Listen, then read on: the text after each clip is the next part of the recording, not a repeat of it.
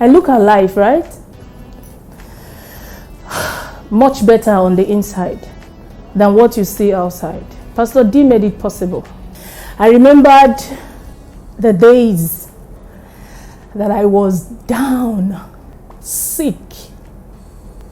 It was only my husband that knew what I was going through. In me, I was dying. I didn't know who to run to or who to talk to. I went to the church. I laid on the altar. I poured my heart to God.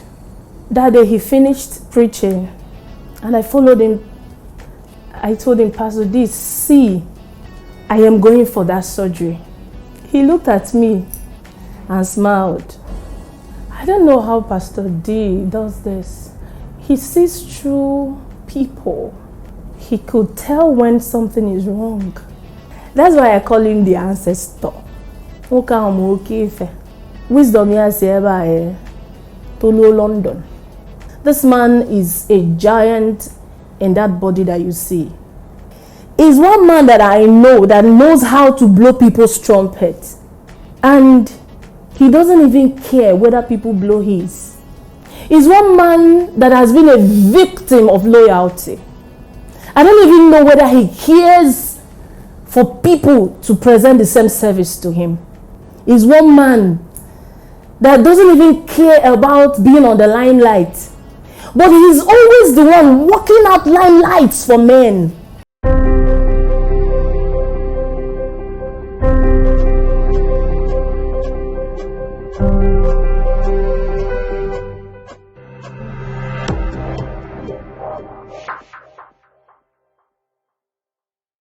I'm Ijeoma Nicholas, the CEO of Homestar.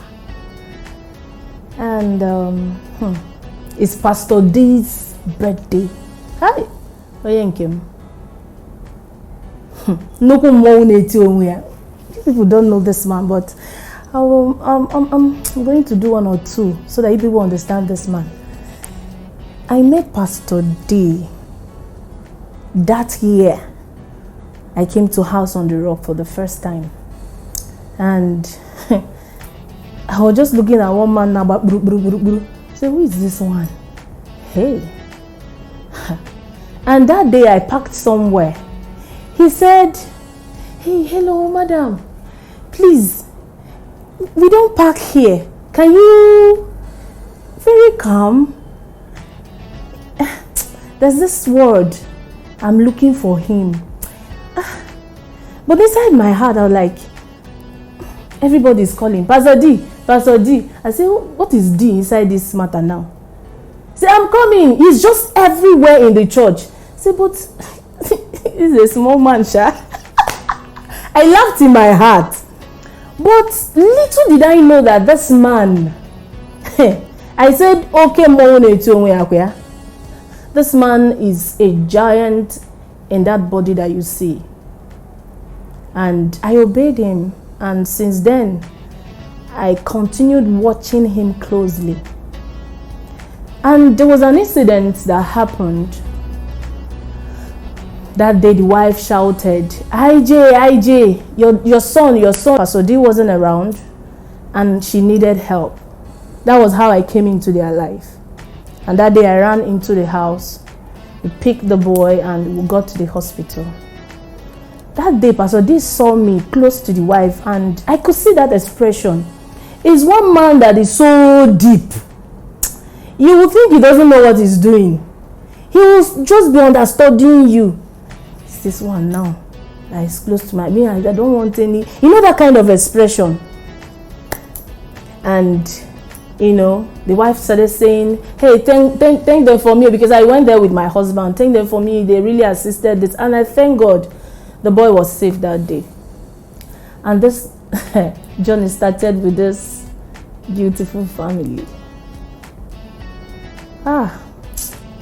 Pastor D has really influenced my life, impacted me in ways I cannot express. I remembered the days that I was down, sick. It was only my husband that knew what I was going through. And every time Pastor D would always say, Ijeoma, what is even wrong with you? A young girl like you. You're not Maggie. And that fateful day, Pastor D called me. I said, Ijeoma, we have to find solution to this problem. Every time you are sick, and truly in me I was dying. I didn't know who to run to or who to talk to after I lost my parents. And I always tell him that there's this way you call my name, Ijeoma, and that strikes me and takes me back to how my father used to call me. And I got fond of it. And that day, he called Dr. Yusuf and told him something that I don't know. And he called me back and said, Ijeoma, I have called Dr. Yusuf. You will need to see him. I said, okay, thank you, sir. I called Dr. Yusuf and he accepted to see us without a cost or a fee. And I went there with my husband. Thus my journey started that day. I look at life, right? Much better on the inside than what you see outside. Pastor D made it possible. And that day, he asked a lot of questions in the hospital, and surprisingly, I was really dying and I didn't know. I was asked to do a lot of tests that it took over 3 weeks for those tests to come out. And when I presented those tests to Dr. Yusuf, he said, I need to see your husband. He has to be here because this thing that I'm seeing is serious. And I remember one of those indicators. My BP was always shooting, and there was no drug. I remember I was taking 4 BP drugs, 4 different drugs every blessed day for more than 3 years of my life. And everybody will think, IJ is fine. All those things, symptoms were coming up. I wouldn't be able to climb the staircase without going to sit and start panting like one hot dog that ran from a far distance. And Dr. Yusuf saw everything and said, you will need a surgery. And it has to be now and fast. Because what we are seeing, if it's not taken care of right now, is going to be terrible in the future. And I started this journey. I went through that surgery for over 5 hours.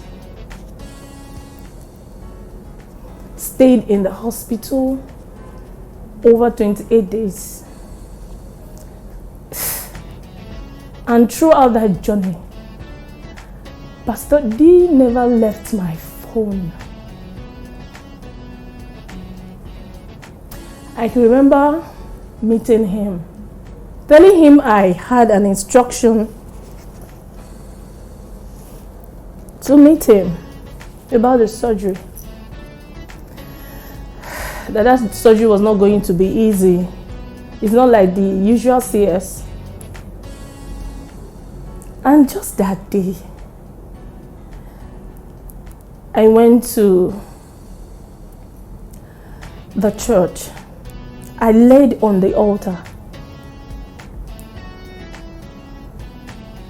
I poured my heart to God. That day he finished preaching and I followed him. I told him, Pastor D, see, I am going for that surgery. He looked at me and smiled. He held my hands. He prayed with me. Very simple. He said, go. You will come back far better than what it is now. I remember that I believed him. I left for that surgery. And today, I am here because one man, I don't know how Pastor D does this. He sees through people. He could tell when something is wrong. That was also how he stepped into my business.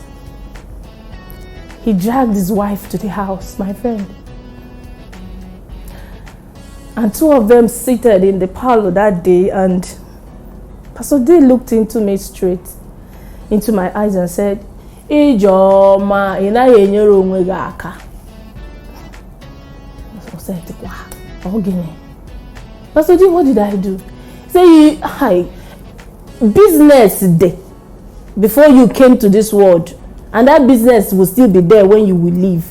Create that time for yourself. You are still young. Bring people, teach them the business. Let them do it in your absence. That is how to grow. Have time with your husband. Go for trips. Enjoy yourself. You know, this man is so interested in your growth as a person. Like, Pastor D.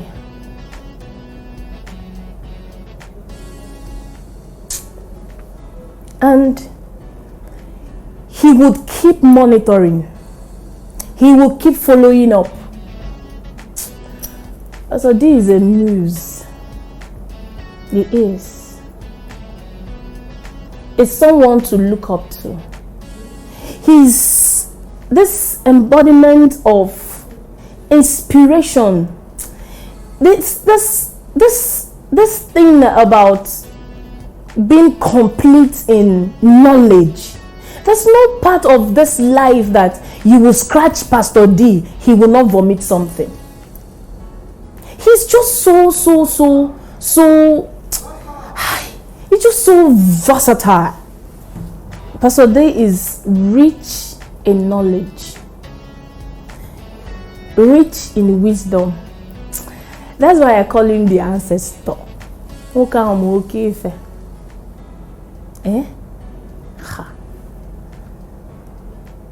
Wisdom yes to London. A man that you present any issue, anyone at all, he will look into your eyes like this and even blame you. First of all, he say you but the problem first. And he doesn't chew words, doesn't bite words. He tells you exactly how it is. Just going in a wall, he doesn't even care. Pastor D called me on my birthday and lashed hell out of me. So Pastor D, I've got morning cake. On my birthday morning, you are calling me. Instead of you to tell me happy birthday, you still blaming me for the things I did not do right. You would have just pretended today is my day. He's driving to a point, and you must get that point. Pastor D, as a pastor, I say again, I won't compare. But there is this thing about Wanna Pastor D. Wanna. I call him Wanna because of the kind of lifestyle we see in assemblies of God, deeper life than those times. Because there's this thing about his Christian life and walk with God.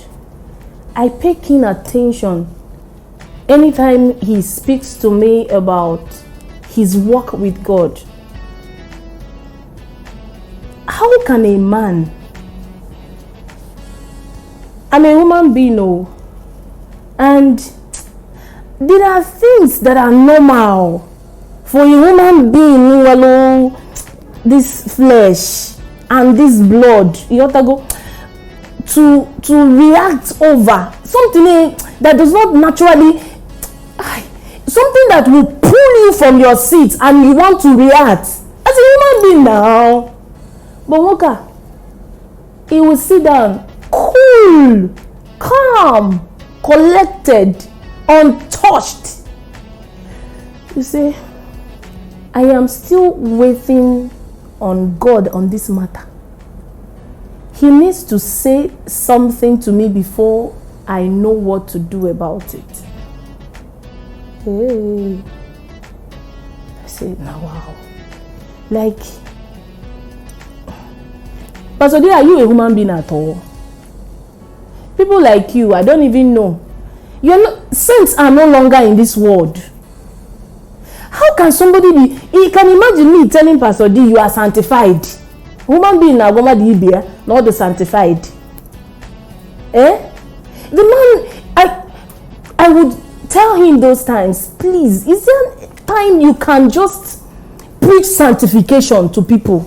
Because me, I know what they taught me in those times about sanctification. People will know they pick verse. They pick react. How can you see a man that a fellow man is really pinching hard, bringing out blood from the skin? One guy will bring tissue and be cleaning the blood, and will not even remove the hand of the person that is even causing the thing. Does it make sense to you? That is what they call sanctification. But sometimes, if not that he says it's God that he's always waiting for, I'll just be asking whether this man is stupid. But he's not. Because me, I know that he's someone who is full of God. He represents what he carries. He lives the life that Christians are meant to live. His life is an epistle. I mean, you would see it, you will read it. I've been very close to them. I know what I'm talking about. I am not here to start washing his head. This is who he is. People who had worked with him, who are still working with him, church members, they can attest to it. My friend, she's my friend. And women can always be women. You can't remove it from us. See, two of us. Pastor D will come into the matter. I said, oh, these women. See as I am saying it. See as I'm saying it. Leave it this way. And you will see that leave it this way will really believe it this way. And you just see God practically coming into the matter and taking care of it, exceeding our expectation. I remember those times when it was time for him to move into his ministry that he's called to be. He's one man that I know that knows how to blow people's trumpets. And he doesn't even care whether people blow his. He's one man that has been a victim of loyalty. I don't even know whether he cares for people to present the same service to him. He's one man that doesn't even care about being on the limelight. But he's always the one working out limelights for men.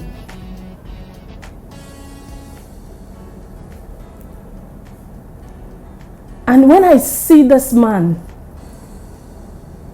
and I ask God, is he supposed to be here with us?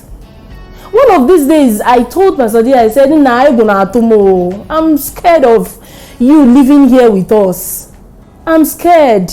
What I'm scared is that would they mad again? Your type, I was the one here. You know, when you hear about Enoch in the Bible, who didn't die? The Bible said Enoch walked with God and he was taken. He never smelt anything called death. Pastor D, are you sure that you will not be the second to be? My prayer is that you won't leave us early. You will impart life. Those times you told me, IJ, I want to follow through God's mission for my life. I will take it step by step. I don't even know what I'm doing. But you just said it is time for me to move with him. The birth of the new ministry, he didn't know how it came about. He never planned. The one I know, I didn't. He said, God said it is time. Oh, we need to know more.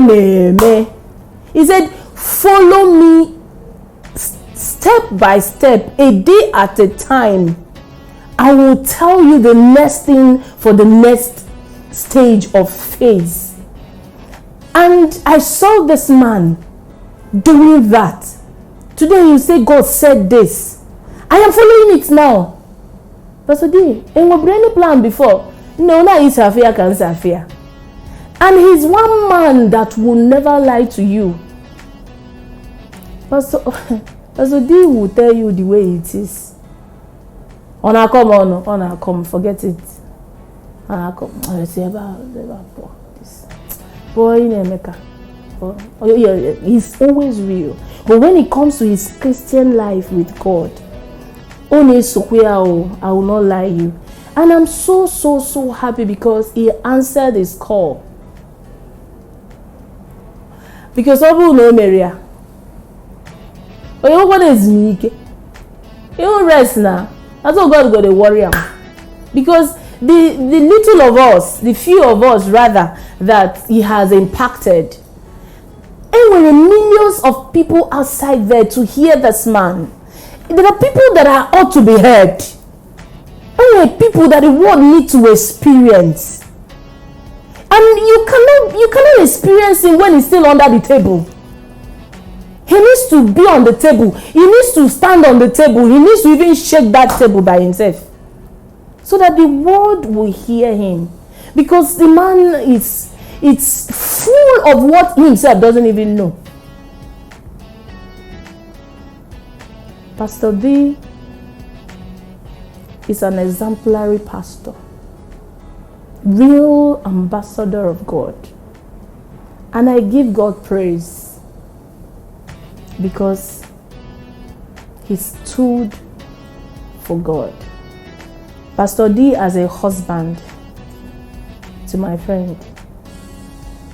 Pastor D is a man, first of all, in the African setting. Pastor D is a husband as instructed by God in the Bible. These two things, they contradict themselves. So, but how this man manages a man in Nigeria setting first and brings that command in Ephesians to be a good husband. I don't know how he does it. The men that we know in Africa, there's this thing about them in the family. Some of them don't even enter kitchen. Some don't even, they can't even warm the food that they can eat or they want to eat. They can't bathe the children. They can't sweep. Even to do the bed, to dress their beddings. It's a problem. Because they want to be an African man who they marry wife. Now, that same man in Nigeria setting is now a husband obeying the scriptures. What he did just naturally to overcome that African setting was to be a child of God and allow the instruction of the Bible to supersede what we see here. This is a man who comes into his home and the house is dirty. Yeah, I tell you, I've been inside that. Yes. Then that man will come in. Oh, I remember the day I met him. He was washing the wall. Oh God. Oh no, if it's anyway, people that you see naturally, they are fine outside. But when you go to their house, but this man, wall, white paint, ojiri obo, sponge. Now a wall. He was washing the wall. Okay, wall. He did not even say house manager or home manager. Come and be doing this thing. Come, why you not? He went in there, brought Omo, me feature wall. Not to talk about cleaning the house. Even he said, Pastor D, when I remember, yes, when I was pregnant for my last baby, Pastor D was the one who made breakfast for me. He went into the kitchen, prepared everything, gave me food. Hi! Very caring. Well, see, it's not because he's IJO. This is what he does for everybody. He went to Pastor D likes cashew nuts very well. He doesn't play with it. For him to go into his room and carry this cashew nut and give to me, he just wanted me to be fine because I was really sick. Is it taking care of the kids? I want them. The children have a father, and I'm sure they are proud of their father. No, he corrects with love. Man, no discipline. As in, if you remember that he said something, you would never want to even think of doing that thing. Is it loving the... Hey, Lolia. Love exists though. Cannot lie you. Love does exist. This man loves like Kilode. My friend is quite a human being, a complex human being. Hey, she can use tears to blackmail you. But he will bring this woman, love her. Even when she's doing like us, will love her. Love her too much. He knows how to even say, I'm sorry. Man, I'm sorry. He will tell you, I'm sorry. He will pet you on top of it. There was one that happened one day. I smiled. He said, I told you to go and write these things the way I want them and bring it to me if you want me to be involved in it. Say, yes, Odogwu has spoken. He knows how to balance life. Relationship with people. He's a sweet human being, super human being to be with. You can't be around him and you won't go home with something. He's a giver. He's a carer. He's a shepherd. The list is too long.